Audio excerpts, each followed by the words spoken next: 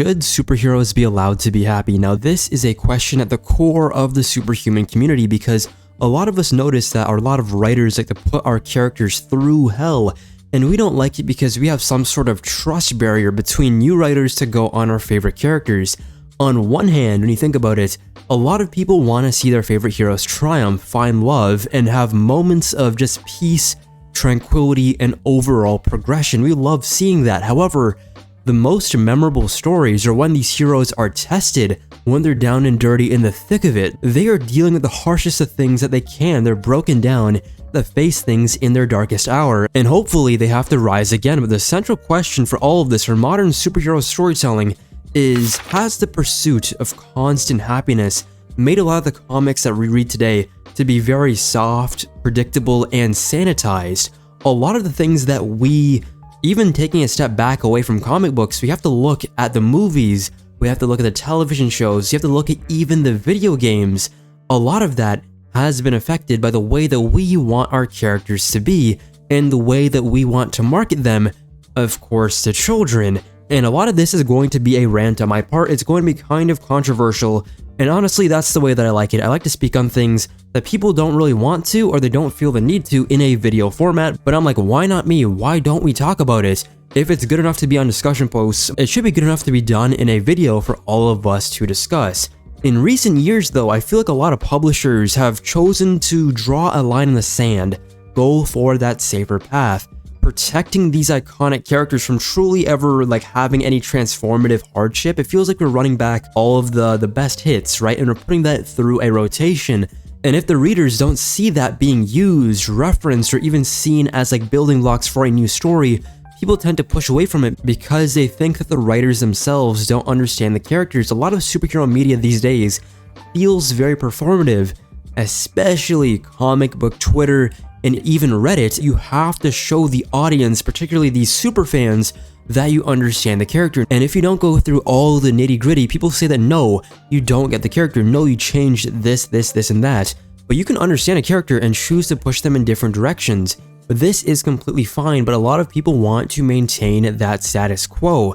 While this might seem fine on that surface level, who doesn't want their favorite hero to be happy, you know what I mean? But when you zoom out a bit, you realize that these tendencies create storytelling problems. It waters down these stakes, it erases any meaningful conflict, and it makes a lot of heroes, especially on the big screen when there's a lot of them and not very much time, 2 hours, it makes a lot of them feel very indistinguishable from one another. And the result of all of this machination is that a lot of the stories either feel repetitive or the hero themselves feel like a perfect template, and that dominates the genre itself. So where growth and experimentation was something that was seen as a strength, now whenever the audience sees writers taking risks, taking leaps, especially if they are a hardcore fan, casuals don't exactly care that much. But for hardcore fans, especially the older ones and even the newer ones, they tend to have some sort of bias on how a character is supposed to be.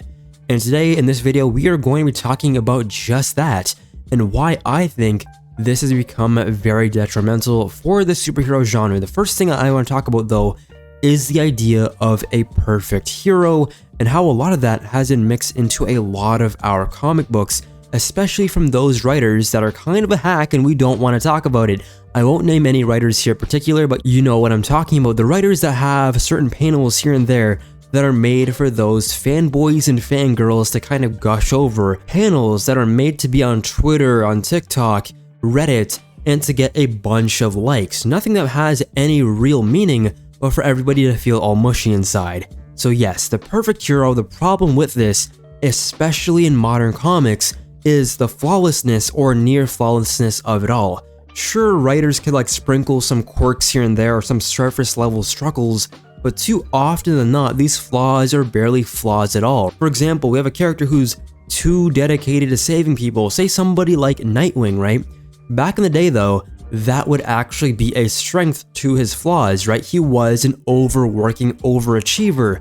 He was a workaholic, but then he also had an Atlas complex. He felt like all the world's problems, all the problems of his friends had to be on his shoulders, but that's not all that he had. He had a deep rage to him. He had the ability to really get under people's skin without even knowing it, right? Whenever he argued with anybody, he ended up poking and prodding at them, picking out certain things or insecurities while they're in an argument. And on top of all of that, as a lot of the Bat family members are manipulative, but because of his like sweet talking and like very let's say handsome figure, I guess, like his whole aura, it made it a lot easier, and he was a lot more willing to do it because it seemed way less harmful. But if you take a step back, it's very messed up, right? That was who Nightwing was, and thankfully Dan Watters seems to be pulling back a lot of these pieces. But in general, when you compare it to these older eras of comics, the difference is very much appealing because heroes used to clash, make questionable choices, and actually have arcs where their flaws were defined. Take Tony Stark, demon in a bottle. Do you think that would be made today? Maybe not, but the fact that that was done so many years ago, and the fact that that is such a stepping stool, means that it is basically ammunition to be used today. If we look at something like J. Michael Straczynski in his fight with Morlun, we see him really struggle with the idea of responsibility, right? Can I let this one go? There are many other heroes. I could just go home and relax. I've been fighting this vampire who goes after spider totems, and he's like, I've been fighting him for so long. Can it be somebody else's problem? Can I rest for just another minute? But he's like, no, this is something that I have to deal with. If this was done today, which it has been done, when people completely question their morality, there would be a huge outrage, especially if it was done through a preview panel, because if you guys know Batman #1 by Matt Fraction, we see Batman go through a similar moment where he questions the idea of rehabilitation. That word is iconic and key to Batman, similarly to how responsibility is to Spider-Man. Having that little doubt in his mind is natural and it's human, but people are like, that is out of character, he would never do that. It's like, are you guys trying to make this character perfect? He will never have a lapse of judgment, and it was perfectly understandable too. Killer Croc, a person that he put more belief into because he saw it for the most part on the straight and narrow, but then he disappointed him once again. Even Clayface, he did that, right? How many villains is he gonna have to sit through disappointing him? It makes sense, but then people, specifically comic book audiences who are actually fans who read the books, say that they're out of character. And that annoys me to no end. If there's one thing that you could do to make me mad, it's saying things are out of character just because you don't like it. There is no, and the problem is that I'm getting teed, I'm getting triggered. The problem is that a lot of people don't even have any sort of rationality. People would start to say things before they even think about it. It's like, take some time. You don't have to be all sporadic like that on the spot to type out your argument. Think about it for a bit and see if there's any way that this could make sense. If you give it a second thought, I'm sure you could come to the right conclusion that the writer wants you to find. These imperfections is what makes them so relatable. It's what made all of us fall in love with these characters. Modern heroes in media, whatever that may be, try to default them as inspirational icons and characters second. And when that happens, a lot of the storylines that we see, it makes it feel very hollow. Another thing that I want to talk about briefly is that darkness is a tool, it's not exactly a problem. In Joe Kelly's recent run, a lot of people are arguing about seeing Spider-Man eat a rat, saying that that was bad writing. What about it is bad writing? Tell me, with your own, without any sort of bias, what about Spider-Man eating a rat and being stuck on a deserted planet is bad writing? It's just that you don't want to see your precious Peter Parker in a crazy situation. Just say that. Like, literally, that's all you need to say, and then we could come to a conclusion and an understanding, because why is that bad? And if you know anything about Joe Kelly, he's not a hack and he knows exactly what he's doing. He did that for the purpose of a greater arc, to get stronger, right? You have to start at the bottom and build your way to the top. Seeing a character start off even lower than they were before and pull themselves up to the strongest that they've ever been is much more cathartic than just randomly having a character already doing well and becoming even more well. Do you understand what I'm saying? That makes sense to me. A lot of people are so quick to call it that by saying, oh, they're torturing a character, oh, they're being edgy for no reason.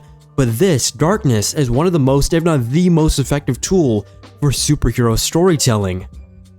Let's look at somebody like Daredevil, for example. Some of his greatest arcs, like the Miller run, the Bendis run, even like Ed Brubaker. Bendis had the final arc of his run. Spoilers, by the way, skip ahead a little bit. He had the final arc with Matt going to prison, and that was the craziest and probably the lowest that Matt has ever been. But then right after that, that was a layup for the other writer, for Ed Brubaker, to write The Devil in Cell Block D, another great storyline that led to a lot of darkness in Matt's life. But even though they were on a constant loop of just craziness and things that really took Matt to his darkest point, it was good writing. Yes, by the end of Ed Brubaker's run, it did feel like a bit too much, which is why I don't like it as much, especially the last like 10-ish issues. Even though it is still pretty good writing, the Mark Waid run needed to happen, but Mark Waid's run is probably the perfect example of what a lot of people are saying when they need brighter storylines, because this entire run, the crux of it, is the actual meta thing that we all wanted for Matt, right? He wanted to be happier. What if we look at Matt, who is spiraling through depression in previous runs, and something that we bring up in that run itself, how about we keep that as a story plot point, and then we show Matt trying to be better, trying to be happy. That is a character in writing beat in the story itself. So there we see a reason for why everything is so bright, but on top of that, if we're going to make Matt so bright, let's make the world around him also really dark. That is the Superman effect that they placed on Matt in the Mark Waid run, because Superman, what makes him special is that he is the light in the darkness. What if we take a character like Matt, who is literally the embodiment of darkness for the most part in terms of how horrible his life is, and we flip it around and make him actually try to be more positive, more happy, and more mentally well? That is the heart of a good story. Tom Taylor's run, especially near the middle and end, it felt like a run that was made for Tumblr posts. Nothing about it, all the positivity and all the perfection, really made it feel anything like Dick Grayson. In fact, it was the direct opposite of the Bendis Ed Brubaker effect. Taylor threw Waters a giant ball of just fiery garbage, especially if you were a previous fan of Dick Grayson, and because he is an A1 writer, he was able to turn garbage into literal magic. That would never have happened for any other writer. He somehow took all the pieces from Taylor's run and made it into good writing. But honestly, just think about it. Without darkness, there is no growth, no resilience, no payoff. When the heroes are able to rise again, the light doesn't mean as much. Storytelling requires a risk. Risk means letting heroes fail, struggle, and even destroy themselves in the process of trying to help other people before they can rebuild themselves. It is the heart of what a superhero deconstruction is, and while all of them might not work out, when they do, it will lead to generational storytelling. Let's get a little bit controversial, and I'm going to talk about, are superhero marriages even, I don't want to say necessary, but are they needed in general? I think there's a huge marriage problem that a lot of people don't exactly want to talk about, because marriage is one of the clearest battlegrounds for this issue. Fans often want their favorite couples to be happy, stable, and conflict-free. On the surface, this seems quite harmless, I guess, but why wouldn't you want Peter Jane?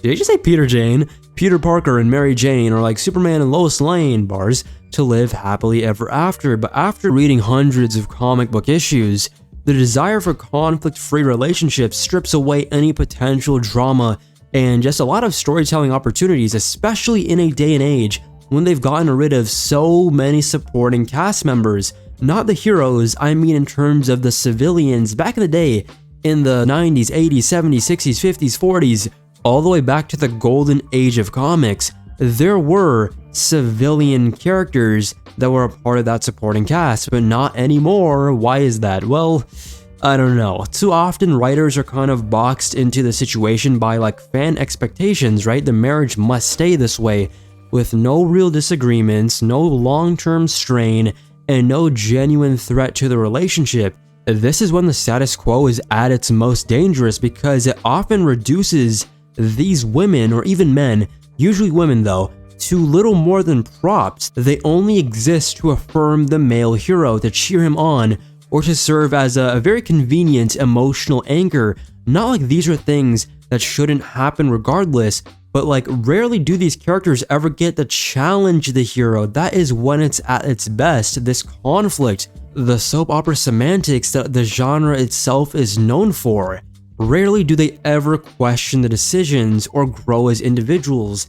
And if they ever do, fan backlash will be right around the corner to be as loud and as obnoxious as can be, and then it forces the writers themselves to quickly walk back what they do. The irony about all of this is that marriage itself, it's full of compromise, conflict, tension, growth, and yes, even arguments. We know this. As people, comics, and even superhero media, it's been sanitized into very static, stagnant fairy tale level of fan service. The real world is never like this. If you look at Cy Spurrier's run in The Flash, that first arc in particular is one of my favorite Flash stories in the past like 10-15 years, especially when you read all of it together. And Linda Park, under his penmanship, is the best that she's ever been written since probably Mark Waid, in my opinion. And it is so unfortunate that he decided to leave her alone for the second half of his run, because even in the final issue we see that he has a wonderful and beautiful voice for the character. But the first arc, what I really love is that it shows strain, but all of the stupid idiots online, I'm sorry for even saying that, but a lot of the people there were like, oh no, they're gonna break up, Spurrier's gonna break them up. Why would he do that? And even if he did, does it even matter if they still have kids, if it's written well? Like seriously, we had grown men with families, with a wife and with kids, having problems with Linda Park being very depressed and being kind of against Wally at the beginning of the story, as if postpartum depression isn't even a thing. Even in my life, in the stories that I've been told, because of course I wasn't born at the time, postpartum depression is a real and horrible thing. There are moments where you feel like you don't even deserve to live, moments where you don't even know if your life is worth living, moments where you feel like you're drifting, that you losing your life would be better for the baby's life in general. It doesn't make any sense, but your mind is hot-wired that way. There are so many hormones going on in your body that you start to think irrationally. And this is such an interesting and cool conflict for Linda Park West to have. But in general, I think the relationship between a hero and their quote-unquote love interest is better before they're even properly together, because they are forced, the writers themselves, to use them as a character that can't be propped up.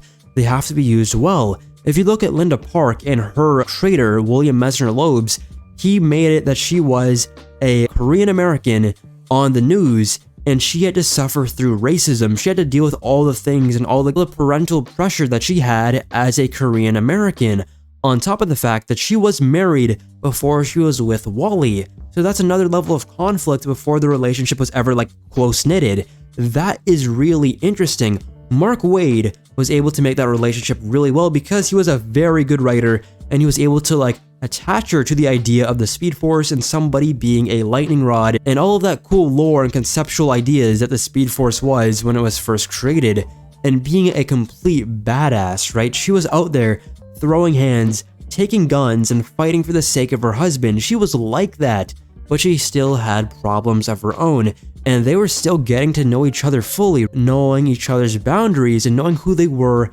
truly underneath their personas. Of course, Linda was in a lot of journalism and the news, and The Flash, well, Wally is The Flash, right?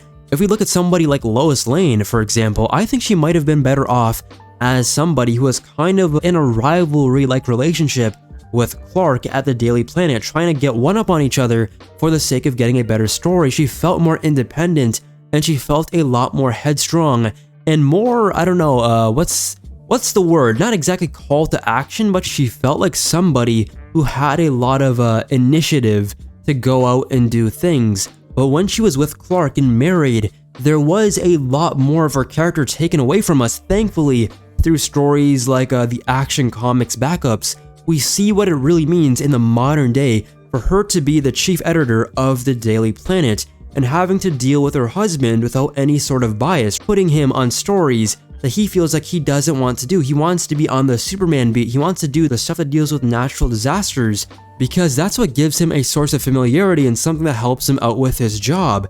But she's like, no, I'm going to give you the ground level stories because not only will it remind you of humanity itself and the people, the little people on the ground that you help every day that you don't get to see all the time, but it allows you as one of the best writers at the Daily Planet to really humanize these people, to really get your spirits up while also getting the people in Metropolis to understand what it's like and all the good things that these everyday people, children, adults are doing on a daily basis, really bringing that to light so all of us could have a feel-good story in our lives when we most need it. On top of the fact that recently in like Dan Slott's run in Superman Unlimited, she's a lot more heavy in the field, right, disguising herself to go into foreign nations and really getting herself into a lot more trouble than she's ever been used to in the past like 5, 6, 7 years. So that is a good step forward, but for a lot of other love interests, it just doesn't work as well.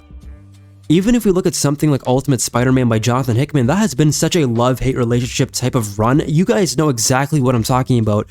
But as a story, a lot of people feel like there's an issue that's really good, and the next issue is like, it's mid, and the next issue is really good, and it gets you back in, it pulls you back in. But the next issue right after that makes you think and contemplate, yeah, that was good writing, but was that the best decision to make? People have even gone further by saying that Jonathan actually just wants to write a Sinister Six book with a bunch of political drama and intrigue as an espionage or as a thriller type of book, but he's forced to write Peter and his family. And a lot of the time, especially past that first volume, it feels like that's the case. That first volume, I loved it, but since then, it feels like he doesn't want to write Spider-Man.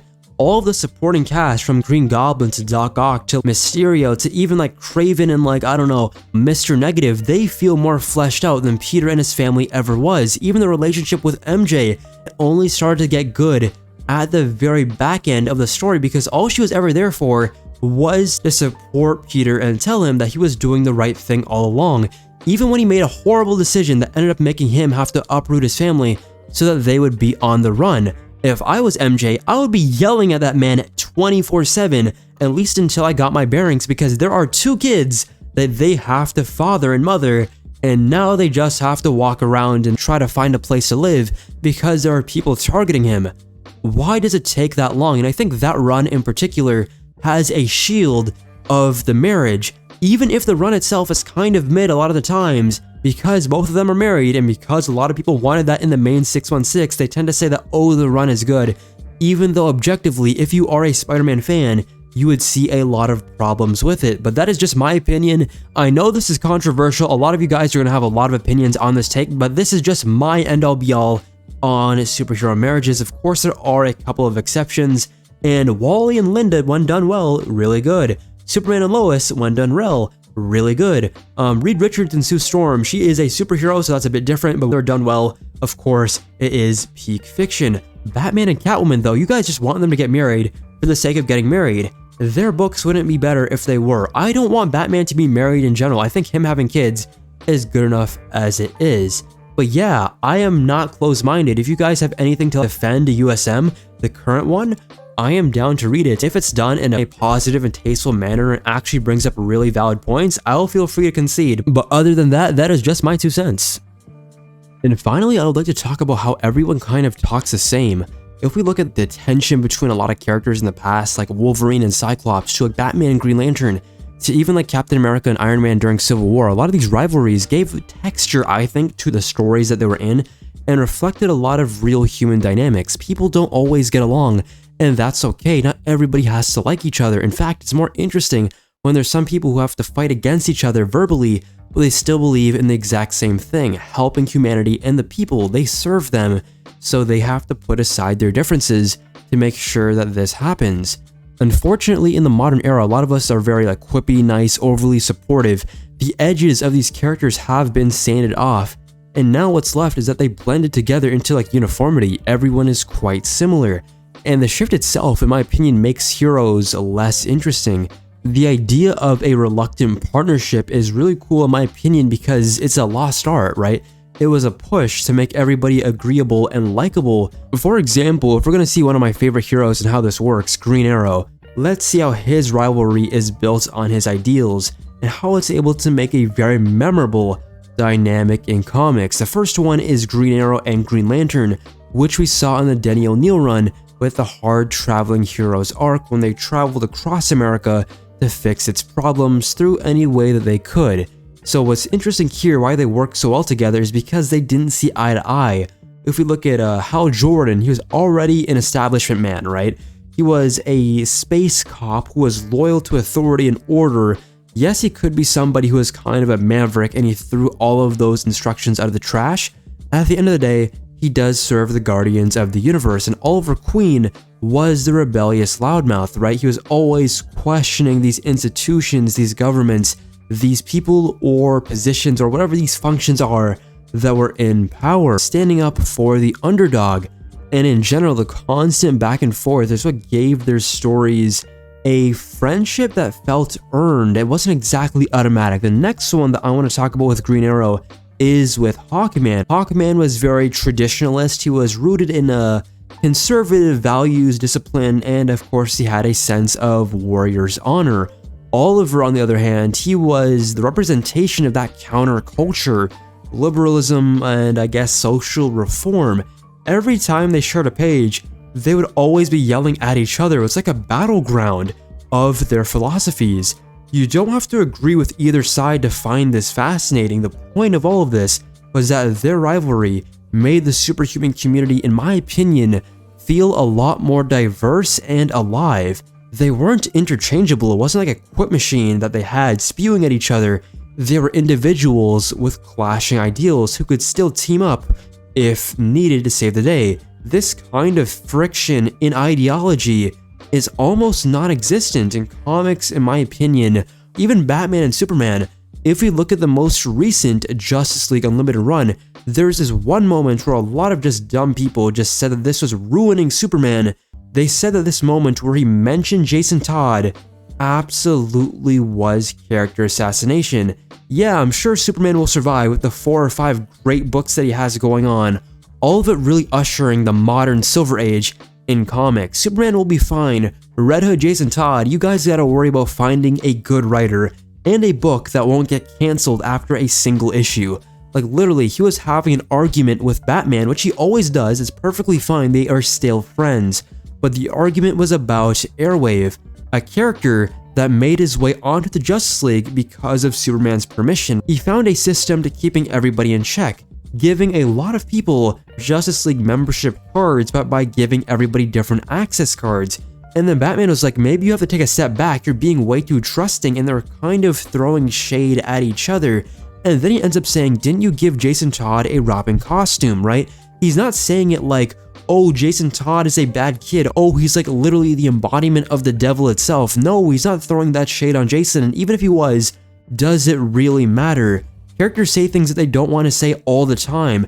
In real life, you'll end up saying things that you don't actually mean. It doesn't mean character assassination, it means you got angry, you got ticked off, and you clapped back. Why would that be character assassination? But what he really meant, at least in my opinion, is that he meant you gave a kid power, you gave him authority, you gave him something to feel stronger in, and he went out on his own. He didn't really have any sort of professional criteria behind that. He didn't have any sort of talent that we could really usher in other than the fact that he was very physically strong and durable, right? He was very much an athlete in terms of what he had to do on the streets. But Batman took a chance on him and he said, yes, I am going to be the person to bring you into a new era. You don't have to go down the path of being a career criminal like your father. I could guide you so that you could become a better person. But Jason Todd, or Jabin, like a lot of the fans like to call him, he was a character that Batman didn't exactly rein in. It wasn't like Stephanie Brown where he's like, if you disobey my orders anytime, you're getting fired. He was a lot more lenient with Jason even when he ended up doing crazy grimy things like throwing people off of balconies. And even though there wasn't any proof, Batman being the smartest guy there is, you don't even have to be smart. He was in the right place at the right time. Why wouldn't he be the killer? Why wouldn't he have killed, I'm pretty sure his name was Felipe, in the Jim Starlin run? That's what Superman is trying to say. You did that mistake with Jason. I'm doing that exact same mistake with Airwave, being a bit too trusting. Why are you going to be hypocritical onto me when you have done the same thing? And I say this as a supreme Batman fan. You know that I am a Batman superfan. I am a glazer if I do say so myself. But I can understand when conflict, especially Batman being in the wrong, can be good for storytelling. Even if you look at something like Infinite Crisis, when everybody was arguing, the big three, the Trinity was arguing with each other because of the state of the world, Batman said a crazy line. He said, the only time you ever really inspired people was when you were dead. He doesn't actually believe that. He was just having a very hard and difficult time. He dealt with back-to-back horrible atrocities in his life, and he was taking out his frustration on Superman because of how he was acting. All of this happens in superhero comics. It's not out of character, it's just something that he didn't mean to say, and he eventually apologized on. It was just that he was in his feels, in his emotions. A lot of us end up saying things that we don't actually want to. It just slips out. but that is what it means to be human. Superman, even him being a pure beacon of hope, for being the symbol of the light, even he could have his dark moments. Even he could have moments where he falls from that high pedestal. That is completely fine. And Batman's comment, it wasn't completely out of nowhere, because on a statistic level, technically, if we're looking at pure data and how much it changed the world, his death led to 4 different Superman imposters being made, and all 4 of them changed the trajectory of not only DC Comics, but also the world in general. Superboy, Cyborg Superman, Steel, and Eradicator, those are big names who are still relevant to this day, so it wasn't completely out of nowhere. It made sense, just like the Superman Jason Todd quote that I just mentioned. But what do you guys think? Remember to leave your thoughts down in the comments down below.